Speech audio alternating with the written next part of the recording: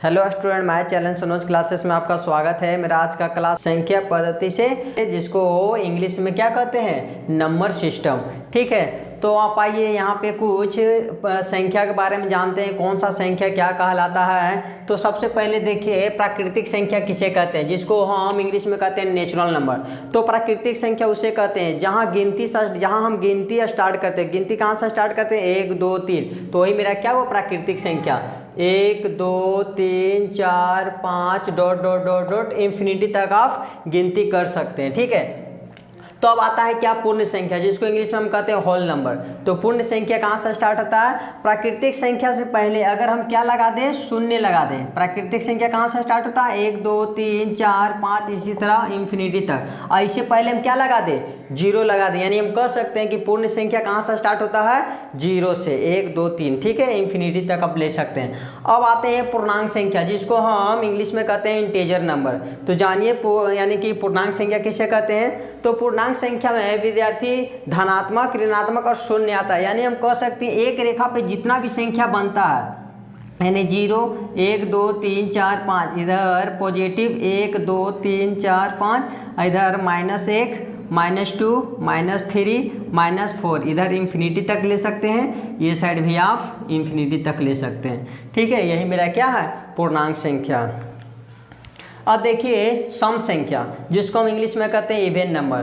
तो सम संख्या उसे कहते हैं जो 2 का टेबल से पूर्ण रूप से विभाजित हो जाता है। जैसे 8 2 का टेबल से विभाजित होता है, जैसे 10 2 का टेबल में विभाजित हो जाता है। इसी तरह 200 2 का टेबल में पूरा से पूरा विभाजित हो जाता है। तो कहाँ से स्टार्ट होगा, यानी कि 2 से स्टार्ट होगा, 2 4 6 8 10 हो जाएगा, 11 नहीं विभाजित होगा, 12 होगा, 13 नहीं होगा, 14 हो जाएगा। इसी तरह डॉट डॉट ऑफ इंफिनिटी तक क्या बना सकते हैं, कौन संख्या, सम संख्या। अब आई विषम संख्या, जिसको हम इंग्लिश में कहते हैं ओड नंबर। तो विषम संख्या कहाँ से स्टार्ट होता है, विषम संख्या जो 2 का टेबल से विभाजित नहीं होता है। यानी कि 1 2 से विभाजित नहीं होगा, 2 तो विभाजित हो जाएगा, 3 नहीं विभाजित होगा, 4 विभाजित हो जाएगा, 5 नहीं होगा, 6 विभाजित हो जाएगा, 7 विभाजित नहीं होगा। इसी तरह आप इंफिनिटी तक ले सकते हैं। अब आई परिमेय संख्या के बारे में थोड़ा सा। तो परिमेय संख्या को हम रेशनल नंबर भी कहते हैं। तो देखिए, परिमेय संख्या जितना भी आप देखते हैं परिमेय संख्या है, जिसे हम p/q के रूप में लिख सकते हैं। p/q यानी कि 4 नहीं कुछ तो 1, 6 नहीं कुछ तो 1, -2 नहीं कुछ तो 1, 0 नहीं कुछ तो 1। लेकिन हाँ, q = डोज नॉट 0, यानी q यानी नीचे जो होगा वो 0 नहीं आपका हो सकता। 0/1 हो सकता है, लेकिन यानी कि नीचे में 0 का मान नहीं होना चाहिए, ऊपर 0 हो। ठीक है, तो अब यहाँ पे देखिए, और ये भी यानी रूट में भी नहीं होना चाहिए। जैसे रूट में √3, इसका रूट पूरा नहीं निकलता है। √5 ये नहीं हो सकता है। √4 ये हो जाए, क्योंकि 4 का रूट कितना निकलता है, 2। तो ये 4 4 जो है परिमेय संख्या हो जाएगा। कब, जब रूट में निकल जाएगा तब। ठीक है, तो इसलिए हम कह सकते हैं जितना भी संख्या हम देखते हैं उसे हम परिमेय संख्या कह सकते हैं, सिर्फ रूट को छोड़ करके। यानी कि 1 2 3 4 0 1 2 3 4 डॉट डॉट डॉट इंफिनिटी तक, यहाँ भी डॉट डॉट डॉट इंफिनिटी तक। इधर माइनस लेवल हम लेते हैं, इस साइड क्या हो जाएगा, प्लस। एक रेखा पे जितना भी नंबर होता है उतना क्या, यानी कि परिमेय संख्या भी कह सकते हैं। ठीक है, जिसे हम p/q के रूप में लिख सकते हैं, और जहाँ q = डज नॉट 0 होना चाहिए, और उसे हम p/q के रूप में लिख सकते हैं। ठीक है, अब जानिए अपरिमेय संख्या। अपरिमेय सिर्फ उसी को कह सकते हैं जिसको रूट में हो। यानी अपरिमेय संख्या हम उसी को कहेंगे जो केवल रूट में है। तो रूट में कौन कौन रहता है, यानी कि रूट में 2 हो सकता है, रूट में 3 हो सकता है, रूट का 4 तो निकल जाएगा, इसलिए 4 नहीं होगा। क्या होगा, 5 हो जाएगा परिमेय संख्या, √6 हो जाएगा परिमेय संख्या, √7 हो जाएगा, जिसका पूरा पूरा रूट नहीं निकलता है। ठीक है, √8 हो जाएगा परिमेय संख्या, √9 तो देखिए 9 का रूट निकल जाता है 3, इसीलिए 9 अपरिमेय संख्या में नहीं होगा। √10 ये सब मेरा डॉट डॉट डॉट इंफिनिटी तक कौन संख्या कहलाएगा, अपरिमेय संख्या। ठीक है, जिसका पूरा पूरा रूट निकलता हो। भाज्य संख्या, ठीक है, भाज्य संख्या उसे कहते हैं पहले आप जानिए अभाज्य संख्या के बारे में, ठीक है, उसके बाद फिर आपको बताएंगे भाज्य संख्या। अभाज्य संख्या उसे जिसको इंग्लिश में कहते हैं प्राइम नंबर, ठीक है। तो अभाज्य संख्या में उसे कहते हैं जिसका केवल 2 गुणनखंड हो। जैसे आप समझिए, जैसे 3 कौन का टेबल में आता है, 3 1 का भी टेबल में आता है, और 1 इंटू 3, तो 3 1 जा 3 और 3 1 जा 3, और लीजिए 5 1 जा 5, आप 1 इंटू 5 को करें क्या देगा 5, जो अपने आप से ही कट सकता है, जिसका हम कह सकते हैं केवल 2 गुणनखंड हो। देखिए 3 इंटू 1 इंटू इक्वल टू क्या 3, और 3 इंटू 1 इक्वल टू क्या दिया 3, यानी कि इसका 2 गुणनखंड हुआ, इसका भी 2 गुणनखंड हुआ। लेकिन अगर हम 6 का बनाते तो देखिए 6 का क्या गुणनखंड होगा, एक तो 1 इंटू 6 इक्वल टू 6, एगो 6 इंटू 1 इक्वल टू 6, और 2 इंटू 3 इक्वल टू 6, और 3 इंटू 2 इक्वल टू 6। इसका देखिए 2 से अधिक गुणनखंड हो गया, जो काचे में आ जाएगा भाज्य संख्या में आ जाएगा। केवल 2 ही गुणनखंड हो, जैसे 3 1 1 3, ये सब किसका 2 गुणनखंड बनाता है, वही मेरा क्या होता है अभाज्य संख्या कहलाता है, ठीक है। तो देखिए कौन कौन हो जाएगा अभाज्य संख्या में, अभाज्य संख्या में हो जाएगा 2 हो जाएगा, 2 1 जा 2, और 1 इंटू 2, फिर हो जाएगा 3, फिर हो जाएगा 4 नहीं होगा, 5 हो जाएगा, 6 नहीं होगा, 7 हो जाएगा, 8 नहीं होगा, 9 भी नहीं होगा, 10 भी नहीं होगा, 11 हो जाएगा, फिर 12 भी नहीं होगा, और 13 हो जाएगा। केवल 13 का ही टेबल में आता है 13, और कोई भी टेबल से नहीं आता है। 1 इंटू 13 और 13 इंटू 1, 2 को उसका गुणनखंड बना, इसीलिए 13 हुआ। फिर 14 भी नहीं होगा, 15 भी नहीं होगा, 16 नहीं होगा, 17 हो जाएगा, ठीक है। इसी तरह आप कौन अभाज्य संख्या में ले सकते हैं जिसका केवल 2 ही गुणनखंड हो। तो एग्जाम में पूछ देता है कभी कभी सबसे छोटी अभाज्य संख्या कौन होगा, तो सबसे छोटी अभाज्य संख्या कौन हो जाएगा 2 हो जाएगा आपका, ठीक है। बाकी तो वह अनंत तक हो जाता है, ठीक है, सबसे बड़ी संख्या। तो अब देखिए यहाँ पे भाज्य संख्या क्या बताएं, जिसका 2 से अधिक गुणनखंड हो। तो हम 2 के बाद से, जैसे 2 तो नहीं होगा, 2 और 3 तो इसी में आ गया, किस में आ गया अभाज्य संख्या, यानी कि भाज्य संख्या किस में आएगा 4 आ जाएगा। जैसे 1 इंटू 4 इक्वल टू 4, और फिर 4 इंटू 1 इक्वल टू 4, फिर 2 इंटू 2 इक्वल टू क्या 4, यानी 2 से अधिक गुणनखंड, जिसका 2 से अधिक गुणनखंड आता है वही मेरा क्या कहलाता है भाज्य संख्या। तो हम लिख सकते हैं 4, फिर 6 हो जाएगा, 5 तो नहीं होगा क्योंकि यहाँ पर आ गया अभाज्य संख्या में 5 आ गया, तो 7 आ जाएगा, 7 नहीं आएगा, 7 इसमें आ चुका है, 8 आ जाएगा, 9 आ जाएगा, 10 आ जाएगा, 11 इसमें आ चुका तो नहीं आ जाएगा, भाज्य संख्या में नहीं आएगा।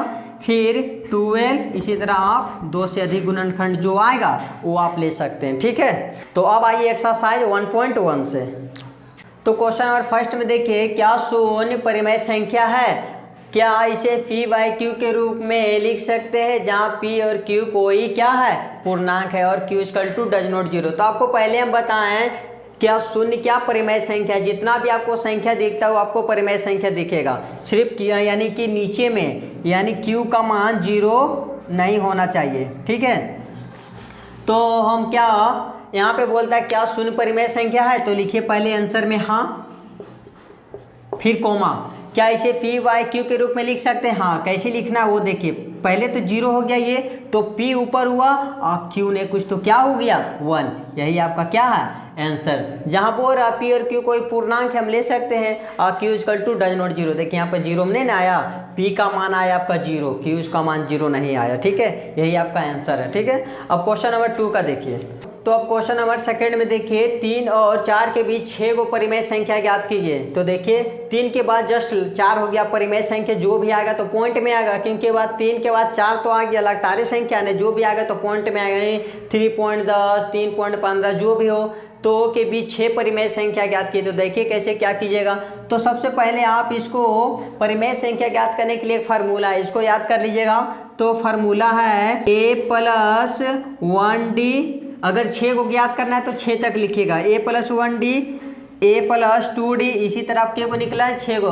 तो पहले इससे पहले देखिए a तो पता चल जाएगा a है, ये मेरा क्या है b है, लेकिन d आपको निकालना पड़ेगा। तो सबसे पहले हम क्या निकाल लेते हैं d।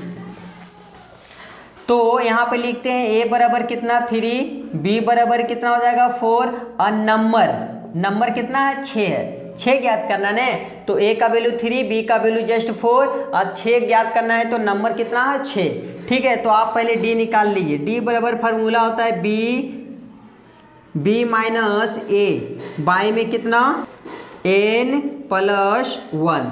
ठीक है, तो हम निकालते हैं। b का मान कितना दे दिया है 4 माइनस a का वैल्यू 3 और नंबर कितना 6 और +1, तो कितना हो जाएगा 4 में से 3 गया 1, 6 और 1 7, यानी d का मान निकल गया। अब निकाले चल जाइए नंबर।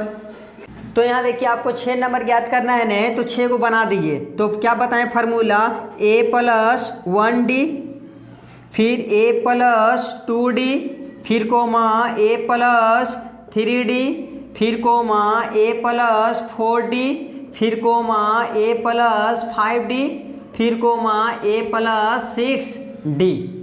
ठीक है, तो यहाँ से देखिए a का मान कितना है 3, प्लस का प्लस, 1 का 1, d का मान कितना हो जाएगा,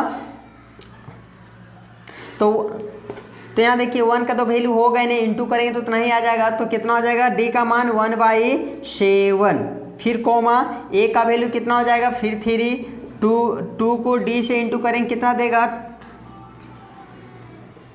यहाँ देखिए 2 है, यहाँ इंटू में क्या d है, तो d का मान कितना है 1/7 और 2 को 1 से इंटू करेंगे कितना हो जाएगा 2 और नीचे में कितना आ जाएगा 7, फिर a का वैल्यू फिर 3 और प्लस फिर 3 और d का मान कितना 1/7, तो 3 को 1 से इंटू करेंगे तो 3, क्योंकि जब भी ऊपर होता है, जब भी इंटू होता है तो ऊपर, तो ऊपर में 3 है और ऊपर में 1 है, तो 3 1 जा 3 और नीचे में क्या बच जाएगा 7, फिर कोमा a का वैल्यू 3, फिर प्लस 4 का 4, d का मान कितना हो जाएगा, d का मान है 1/7, तो 4/7, फिर a का वैल्यू 3, फिर प्लस 5, d का मान कितना हो जाएगा, फिर 5 यहाँ d है तो 5 और d से इंटू करें 1/5 और d है तो d का मान हो जाएगा 1/7, तो 5 को 1 से इंटू करेंगे 5 और नीचे में कितना आ जाएगा 7, फिर 3 + 6 7,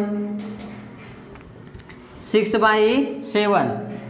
अब यहाँ से क्या कीजिए भिन्न का जोड़ निकाल लिए, नहीं कुछ तो क्या हो जाएगा यहाँ पे 1,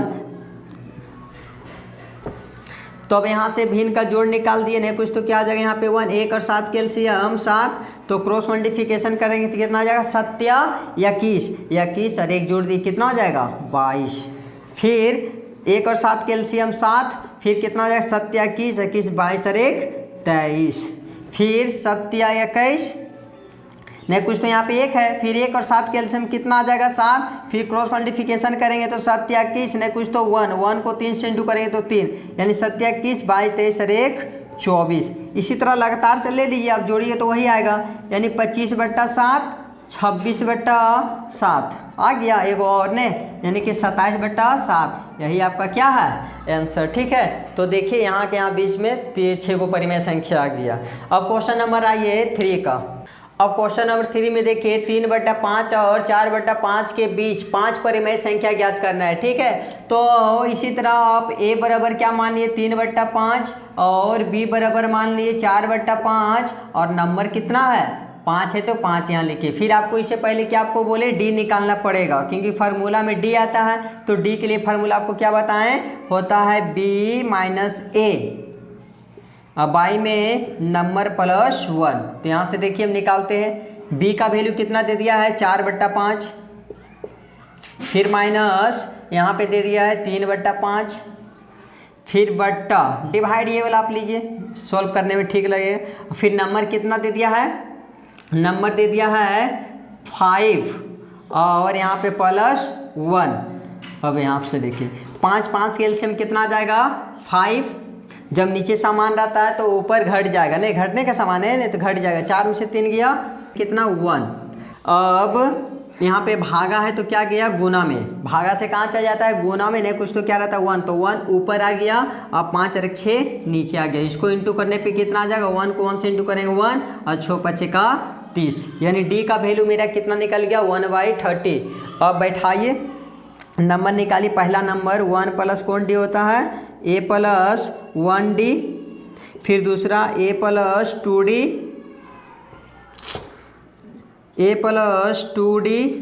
फिर a + 3d, फिर a + 4d, फिर a+5d। तो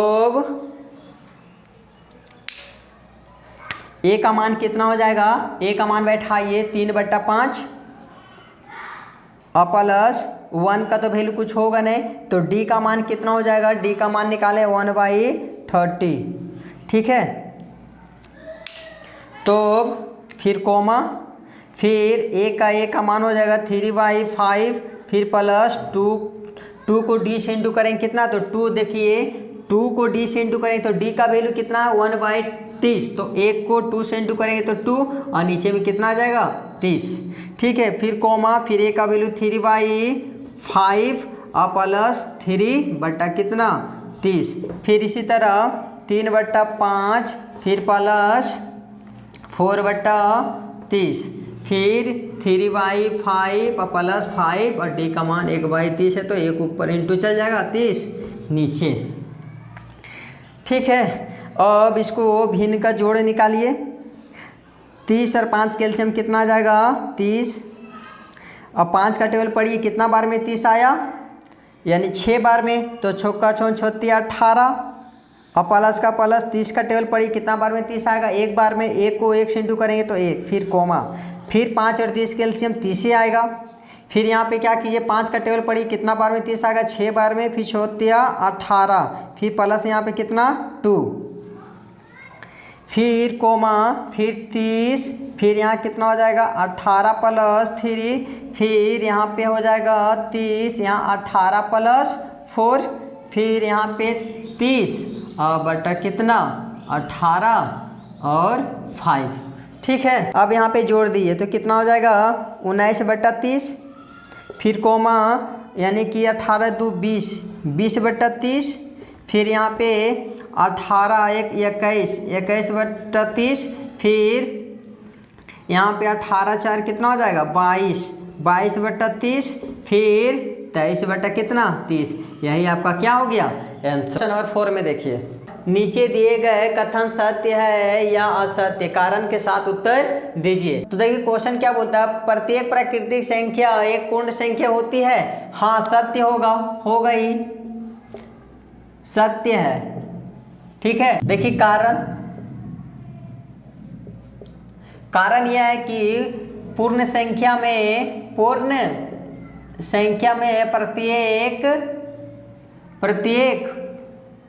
प्रत्येक प्राकृतिक संख्या आती है, प्रत्येक प्रकृति संख्या आती है,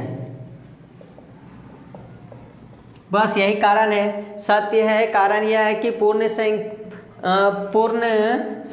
में प्रत्येक 2 हो गया नहीं, कारण है कि पूर्ण संख्या में प्रत्येक प्राकृतिक संख्या आता है, इसीलिए मेरा प्रत्येक प्राकृतिक संख्या एक पूर्ण संख्या होगा। ठीक है, अब यहाँ पे बोलता है प्रत्येक पूर्णांक संख्या कहाँ, जिसमें नेगेटिव भी होना चाहिए, पॉजिटिव भी और शून्य। क्या पूर्ण संख्या होती है, क्या पूर्ण संख्या होती है, तो नहीं, असत्य है।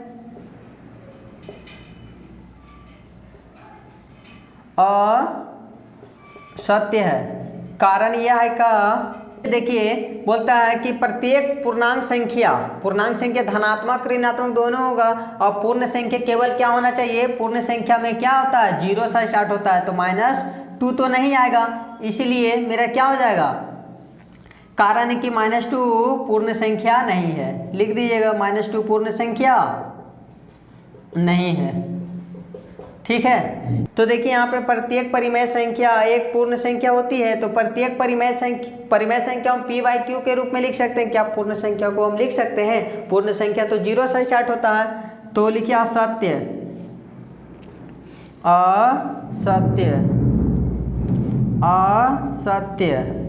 कारण यह है कि 1/4 पूर्ण संख्या नहीं